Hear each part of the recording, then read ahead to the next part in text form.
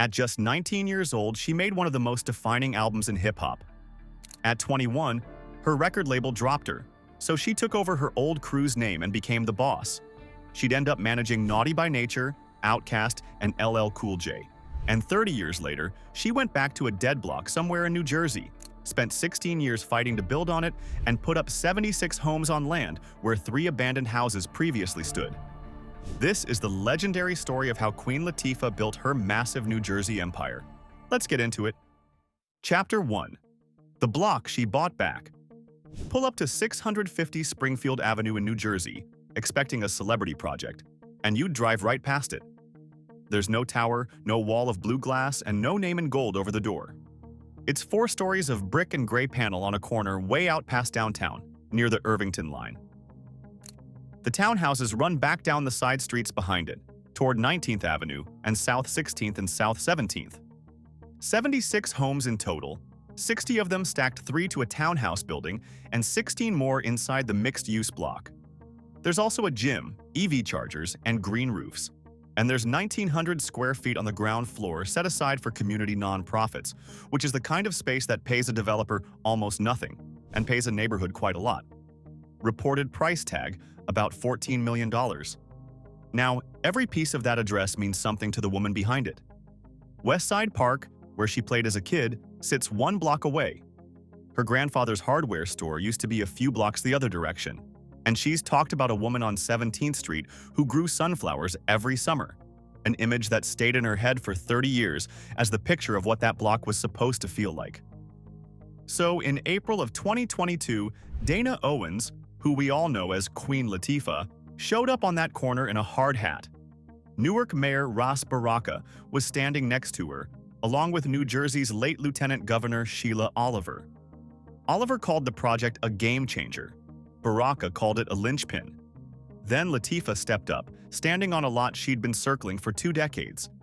And she said the line that made every write-up the next morning, that Newark is ours, it's yours, and she didn't want anybody thinking they can't live in their own community. But then she said something quieter about the name on that building. Hold on to that, because it's the whole story. To understand why a woman worth tens of millions spends 16 years fighting over 1 corner in the West Ward, you have to know where the money came from. And it did not come from rapping. Chapter 2. The Art Teacher's Daughter. She was born in Newark on March 18, 1970, and grew up a few miles west in East Orange. And her family was split right down the middle of that city, in the most literal way. Her father, Lancelot Owens Sr., was a police officer. Her mother, Rita, was a school teacher, art specifically, over at Irvington High School. Her parents separated when she was young, and Rita raised the household largely on her own, working more than 1 job to do it. And here's the detail that tells you everything about that family. After a stretch at Catholic school in Newark, and then Essex Catholic Girls High, Latifah graduated from Irvington High, the school where her mother taught. So she spent her teenage years building a reputation in a hallway her mom worked in. And if you've ever had a parent employed at your school, you know that's a character-building experience nobody volunteers for. She played power forward on the basketball team. She sang in a Baptist church choir over in Bloomfield. And at 8 years old, she picked her own name out of a book of Arabic names, Latifah, meaning delicate, gentle, kind, which is a pretty funny fit if you've heard how she came out of the gate on those early records. The rap came from exactly where you'd expect, which is basements and crew culture in northern Jersey. She started out beatboxing for an all-girl group called Ladies Fresh, then fell in with the Flavor Unit, a collective of MCs and DJs orbiting a producer named Mark the 45 King. And you know his work even if the name doesn't land, because he later built the beats under Jay-Z's Hard Knock Life and Eminem's Stan. He cut a demo on her. That demo got passed hand-to-hand up the chain, the way early hip-hop worked, until it landed in front of Tommy Boy Records and they signed her almost on the spot. She was still a teenager. She was also, right around then, working at Burger King, which is the kind of detail that usually gets sanded off a rap origin story, and absolutely should not be. So in 1989, at 19 years old, she puts out All Hail the Queen with Ladies First on it.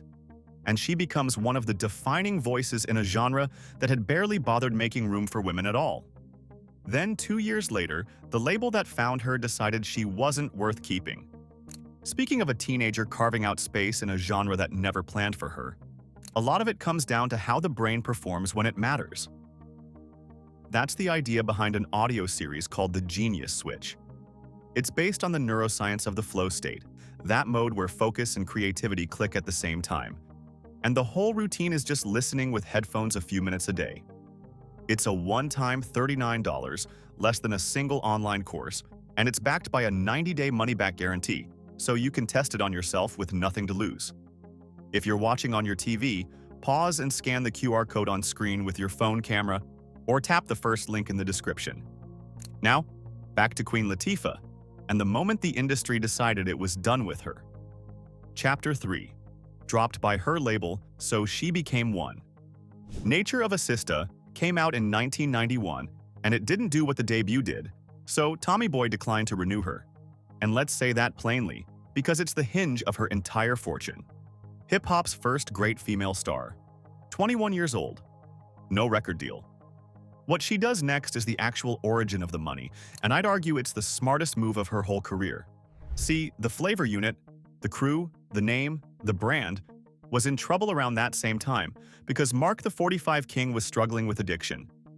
And as one of the original members told it years later, the crew sat down and agreed that Latifah should take the name since she had the money and the standing to build something real out of it.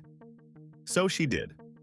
She and a friend from the Jersey scene named Shaquem Company took that brand, registered it, set up shop over in Jersey City, and turned a rap crew into a management company. Sit with the timing for a second, because that's what makes it wild. She had just been dropped as an artist, and instead of begging around town for another deal, she went and became the person who gives out the deals. Most rappers that age are still arguing with their label about verse placement. She was on the other side of the table, signing other people's paperwork. And the roster got ridiculous fast. Flavor Unit Management developed Naughty by Nature, with Compere negotiating their Tommy Boy deal, and that debut went platinum. Then came SWV, then Janie, who were still college students when they cut one of the smoothest singles of the decade. Over the next few years, the client list ran through Outkast, LL Cool J, Monica, Faith Evans, Total, and Donald Jones. And she stacked a label imprint on top of it that landed a distribution deal with Epic in 1993. By some accounts, she had 17 acts under that umbrella before she turned 25. That's not a rapper's resume. That's a small record company with a Grammy nomination attached. Her own career came roaring back on her own terms anyway. Black Rain dropped in 1993 through her own imprint and became the first album by a solo female rapper to go gold. It was carried by UNITY, which won her the Grammy for Best Rap Solo Performance, and it's still the record people reach for to explain what she was for. But the management company is the tell, because the move she made at 21, own the machine, don't rent yourself out to it, is the same move she'd run for the next 30 years, just in a much more expensive room. Chapter 4. The Producer. Credit that paid for everything. In 1993, she lands Living Single on Fox, playing a magazine publisher. And she doesn't just star in it, she writes and performs the theme song. Her mother, Rita, plays her mother on screen, which is a level of family integration most sitcoms would not survive. Then came Set It Off in 1996. Then Chicago in 2002 as matron Mama Morton, which made her the first female rapper ever nominated for an Acting Academy Award. And here's where the blueprint gets clear. Most actors who reach that altitude take the check, go home, and wait for the phone to ring again. Latifah and Compare spun Flavor Unit into a full film and television production company in 1995. From then on, she kept turning up in two places on the same project, the cast list and the producer credits. Beauty Shop, then Just Right, then Bessie for HBO, which won her an Emmy. A multi-year licensing deal with Netflix in 2013, back when a Netflix output deal was still exotic for an independent company to be holding. Girls Trip in 2017, which did north of $140 million worldwide off a modest budget. And then 5 seasons of The Equalizer on CBS, where she was the lead and an executive producer until the show wrapped in 2025. Now, the company that started in Jersey City doesn't live there anymore. Flavor Unit's headquarters moved down to Miami years ago, and the fortune got built on soundstages nowhere near Essex County. Which, to me, makes what she did with a slice of it back home more interesting, not less. Layer the endorsement money on top of all that, CoverGirl, Pizza Hut, Jenny Craig, and you land on a fortune that estimates generally put in the $60 to $70 million range, depending on who's counting. That isn't Jay-Z money, and it was never trying to be. It's the number you get when somebody works 35 years, owns their own company, and never has a catastrophic season. And in 2001, with that money, she bought herself the trophy. A custom 9-acre estate out in Colts Neck, one of the most expensive horse farm quiet towns in the state. 7,000 square feet, 6 bedrooms, an Olympic-sized heated pool. 23 rooms, which isn't a house, that's a boutique hotel with a very short guest list. She paid about $2.14 million for it. She listed it in 2014 and sold it in 2015 for $2.088. So after 14 years in one of the wealthiest towns in New Jersey, she came out slightly behind. Which is worth knowing about her. Because the first house she ever bought, the one that actually mattered, she'd bought 9 years before that. And it broke her heart. Chapter 5. The Key She Dipped in Gold. In 1992, she was 22 years old, 2 albums deep, and finally making real money. So she did the thing every kid from Newark swears they'll do the second the money shows up. She bought a house, one for herself, her mother, and her older brother Lance. Lance Owens Jr., Winky to the family, had followed their father into policing. And he and Dana were close in that specific way siblings get when they share one obsession, and their obsession was motorcycles. So for his birthday, she bought him a bike, a Kawasaki, because that's what you do when you finally have money and somebody you love wants something. That same year, off-duty, riding that bike, he was hit by a car. He was 24. She said she was supposed to be out with him that day, and only wasn't because a friend needed help moving. That's the kind of detail that follows a person forever. And she's talked about the years after with a bluntness most famous people never risk. The grief, the anger, the drinking, the sense that the world had stopped making sense. Her own summary has been that losing him rocked her to the core, and she's never been the same since. So she took the key to his motorcycle, had it coated in gold, and wore it on a chain around her neck. Go back and watch Living Single now, and it's right there on screen. Episode after episode, in the middle of a hit sitcom. And now you know exactly what you're looking at. Everything she made over the next few years came climbing out of that hole. Black Rain, the gold album, the Grammy, is dedicated to him. So is the UNITY video. There's a track on that record called Winky's Theme, and she and her mother set up the Lancelot H. Owens Scholarship Foundation to send kids from the Newark area to college, because the alternative was letting a loss that size sit there doing nothing. So the house she bought at 22 ended up with an empty room in it, and that's the part I keep circling back to. Because when somebody spends the next 3 decades quietly obsessed with building a place for people to live in the exact city they came from, you don't need an MBA to work out where that comes from.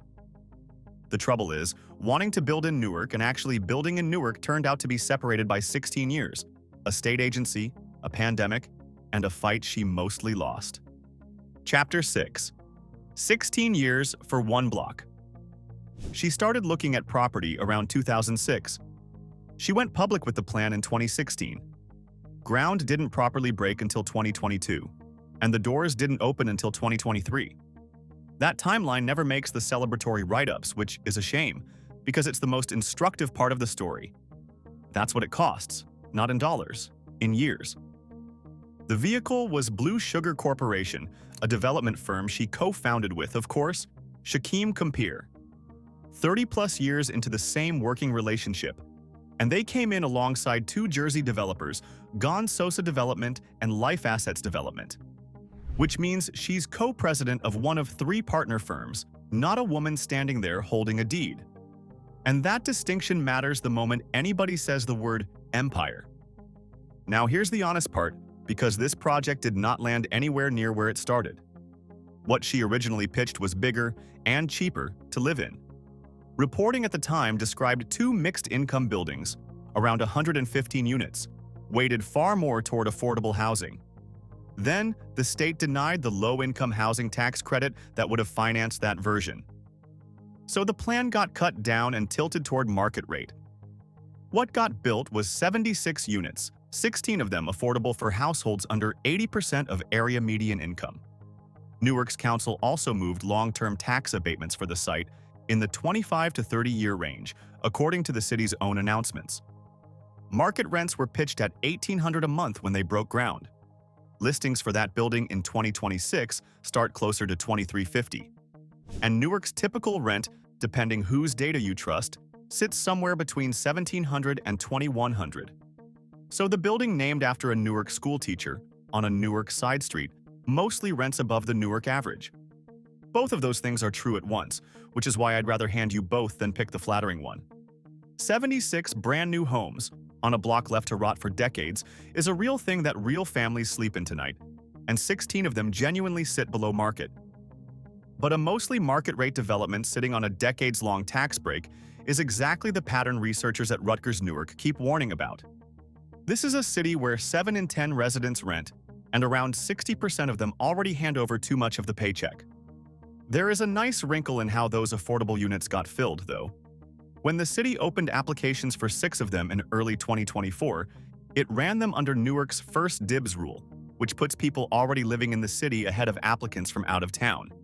Same building, same finishes, rent tied to what the neighborhood earns. And she's been blunt about the risk herself, saying, "You can't price everybody out of Newark who grew up there." Whether one building can hold that line is a different question, and it's the one the rest of this is about. Chapter 7. What RISE actually stands for. Rita Owens taught art in New Jersey classrooms for decades. She sang soprano in the Jubilation Choir at the New Jersey Performing Arts Center. She co-owned a soul food and Caribbean restaurant up in Hackensack for a stretch. She turned up in her daughter's projects and played her mother on television. And by every account, she was the kind of person who walked into a room and raised the temperature in it. Then one day she collapsed at school, in front of her students. The diagnosis came back as heart failure. She lived with it for more than a decade. And her daughter, one of the most in-demand women in American entertainment, became her caregiver. She's described how fast that reorganizes a life, how everything frivolous slides off the table inside of a week. In 2015, the two of them shot a public campaign together with the American Heart Association. Mother and daughter on camera, explaining what heart failure is and that you can live with it rather than just brace for it. Rita Owens died in March of 2018. Her visitation was held at Metropolitan Baptist Church on Springfield Avenue in Newark. The same avenue, a few blocks from the lot her daughter had been trying to build on since 2006. So in 2022, when they finally got walls and windows standing on that corner, Latifah stood in front of a crowd that included a bunch of her mother's former students. She got visibly emotional, and then she explained the name. RISE was never a branding exercise. It's an acronym. Rita is seen everywhere. Rita is still everywhere. She said both versions that day, and both of them land, which tells you what that building actually is. It isn't an investment vehicle with a sentimental story bolted onto the side. It's a headstone you can live in, with a gym and a green roof and touchless entry. 76 households in Newark come home every night to an address carrying a dead art teacher's first name and code. And almost none of them will ever know it. That reframes the whole ledger, because the most valuable thing on that block doesn't appear anywhere on the balance sheet. Which brings us right back to the claim in the title. And the answer is more complicated and a lot more interesting than the headline. Chapter 8. What rebuilding a city really costs. So let's be precise about it. Is Queen Latifah rebuilding Newark? No, not literally. And pretending otherwise wouldn't even be a compliment to her. Newark is a city of more than 300,000 people, in the middle of a development boom worth billions, most of it driven by institutional money and much heavier players. Shaquille O'Neal's downtown towers alone run to hundreds of apartments apiece. Set 76 units on the west side against that, and you've got a rounding error. But that's the wrong scoreboard, and here's why. Money in Newark goes downtown, because money goes where the returns pencil out. That means the transit-adjacent, tower-friendly parcels near Penn Station. It does not mean a dead corner on Springfield Avenue with 3 abandoned houses on it, 16 years of entitlement fights ahead of it, and a tax credit application the state is going to reject. That block got built because one person who grew up next to that park refused to let go of it for nearly 2 decades. And when the economics got worse instead of better, she built the smaller version anyway, instead of walking away and buying something in Miami. The blueprint under all of it hasn't changed since she was 21 and freshly dropped. Own the thing. Own the crew, then own the label, then own the production company, then own the dirt. She never had the biggest number in the room, 60 or maybe 70 million against peers worth 10 times that. But she had 35 years of never selling the asset and never once changing the business partner. Shaquem Compare signed Naughty by Nature with her in 1991 and co-founded the development company with her decades later. Go find me another partnership in entertainment carrying that kind of mileage. And the footprint isn't only that building. She took an honorary doctorate at Rutgers Newark in 2018 and told the graduating class that the city's greatest export was never a product. It was always the people. In 2022, she co-hosted Newark's annual 24-hour anti-violence event with the mayor, staged, as it happens, on Springfield Avenue, a few blocks from her own construction site. At 56, she's more visible than ever. She hosted the American Music Awards in May. She's joining The Voice as a coach later this year. She was the first female rapper to take a Kennedy Center honor. And this fall, she goes into the Rock and Roll Hall of Fame. But I'd bet the building is the one she's proudest of. She bought her first house at 22 to put her family inside it and lost her brother before the year was out. 30 years later, she built a whole block, put her mother's name on it in code, and filled it with strangers. You can argue about the rents. You probably should. But the woman came back to the corner and the corner is still standing. If stories about people who take the money the world handed them and put it back into the block they came from are what brought you here, subscribe to Black Status and we'll keep delivering them. See you in the next one.